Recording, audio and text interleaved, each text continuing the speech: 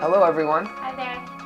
Johanna and I are excited to share with you a developing vision in me that really dates back to my passion for music from a very young age.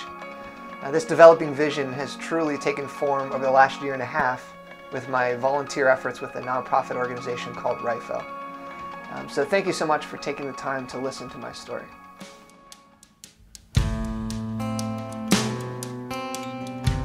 I would watch my dad lead practice with our music band at our church, and I was always wanted to be a part of that. I would have my little plastic guitar standing there watching them practice and playing along. And so I took lessons and played jazz band and concert band in middle school. And then once I got to high school, I really started to branch out on my own and do my own thing. And had some buddies that just together we started a garage band, just started playing some songs, recording a little bit. And those were some of the first beginning memories leading up to my time in college.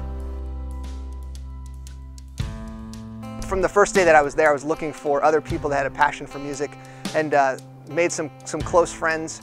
We ended up forming a band together, recording some songs and touring. Felt like the next 10-20 years was going to be with these guys. Really felt like we were going to do music together as a career. And then quickly, that all changed. Halfway through my sophomore year, two of the guys came to me and put a question to me that I absolutely did not expect to receive at such a young age, and that was, do you want to drop out of college and do this full time?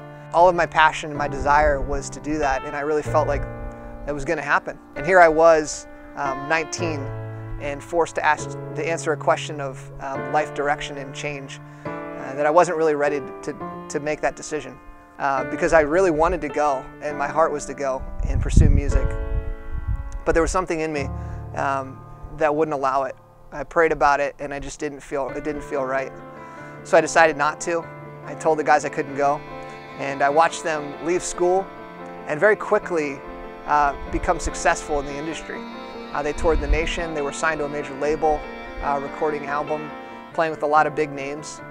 And so I'm still in small town Illinois playing another band, but watching them from a distance and really began to develop some sense of jealousy and bitterness as a result, resenting the decision that I'd made, questioning that.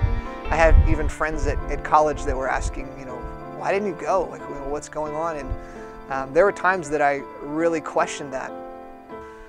After the guys left, I joined another band, and it was through that band that I met Nick Greenwood.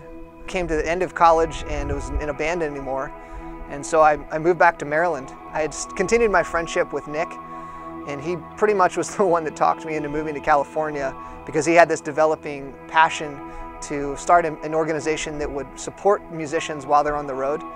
We had both observed our friends in this other band really change who they were, their morals, their lifestyle.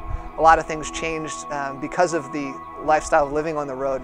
And so I made the trek. I moved from Maryland across the country to California, and with the intent to help Nick start RYFO. And those first 4 years in California, I wasn't really involved with anything with RYFO. RYFO didn't exist the first couple years, but then when things started, I wasn't really a part of it. And for me, those first years were really about putting down roots and understanding what it meant to live in community and developing relationships, being accountable, being matured in my beliefs, making my faith my own. It's really been through my involvement with RYFO as a volunteer the last year and a half that I've seen more of a completed picture of what all of it meant. I know firsthand some of the struggles of living and touring as a musician, and I really feel like I have a heart to serve the artist and the musician because I've experienced it myself. I've seen the way that touring affects an individual. I've seen what life on the road can do to someone and how it can isolate them, how it can tempt them to compromise their morals and their beliefs, and really can change a person because it is such a lonely existence. All of the years that I had spent involved in music, even the years that I had spent at this point working in corporate America and the things I'd learned in the business world, all of those things have brought me to a place where I'm positioned to transition to RYFO full-time, to really expand the network, to reach more artists, and to create resources that will really care for their needs while they're on the road. Not only has Simeon had the opportunity to volunteer with RYFO, but I've also been able to serve alongside of him for this last year and a half. I've been able to see RYFO grow into what it is today, and I've also seen the way that God has equipped Simeon through his passion, through his desires, through the things that he's learned at his current job. And now we find ourselves in a season of transition where we're ready as a couple to take the next step and to go deeper into what Simeon has been called to do in RYFO. RYFO is about sharing the love of Christ with the touring musician by caring for their needs. And we want to invade every space that an artist exists with the gospel message.